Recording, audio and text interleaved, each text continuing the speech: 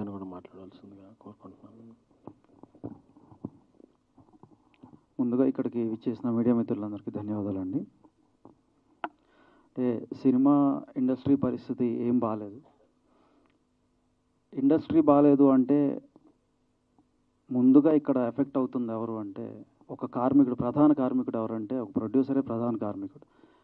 కార్మికుల్లో కల్లా ముందు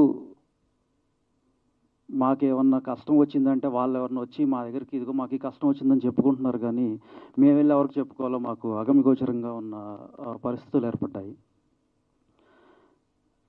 అంటే ఇప్పుడు చాలామంది ఇప్పుడు సినిమాలు చిన్న చిన్న సినిమాలు తీసి ఇట్లా ఈ సినిమా ఏం చేయాలి, మాకు ఏదైనా హెల్ప్ చేయండి, మాకేదైనా రిలీజ్ చేయండి అని కూడా మా దగ్గర తీసుకొస్తూ ఉంటారు.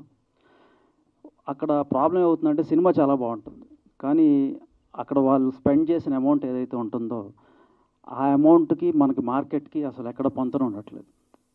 సో వాళ్ళు ఒక 3 కోట్లలో అవ్వాల్సిన సినిమాని 6 కోట్లు అయిందని తీసుకొచ్చి మా చేతుల్లో పెడితే డిస్ట్రిబ్యూషన్ సెగ్మెంట్ పరంగాను అది వర్కౌట్ అవ్వట్లేదు, థియేటర్స్లోనూ అది వర్కౌట్ అవ్వట్లేదు. సో ఇది not just about producers also, అంటే ఇది ఒక క్యాస్కేటింగ్ ఎఫెక్ట్ లాగా అందరికీ ఎఫెక్ట్ అవుతున్న పరిస్థితి వాళ్ళ ఏర్పడింది. ఇవాళ 1 కోటి రూపాయలు 2 కోట్లు అవ్వాల్సిన సినిమాలు 7-8 కోట్లు 12 కోట్లు 14 కోట్లకి వెళ్ళిపోతుందంటే ఆగట్లేదంటే మనం అర్థం చేసుకోవాల్సింది ప్రధానంగా ముందు మనం ఇలాంటి కాస్ట్ కంట్రోల్ చేసుకుంటూ వెళ్తేనే మనం ముందుకెళ్ళే పరిస్థితి ఉంది.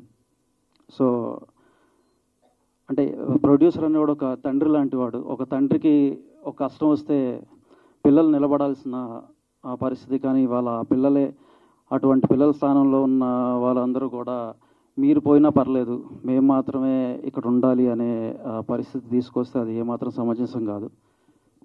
దీనికి మా సైడ్ నుంచి మేము ఏదైతే తెలియజేయాలనుకుంటున్నామో మేమందరం కూడా ఎంత ప్రయత్నం చేస్తున్నా, విశ్వ ప్రయత్నాలు చేస్తున్నా కూడా వారు అర్థం చేసుకునే పరిస్థితి లేదు.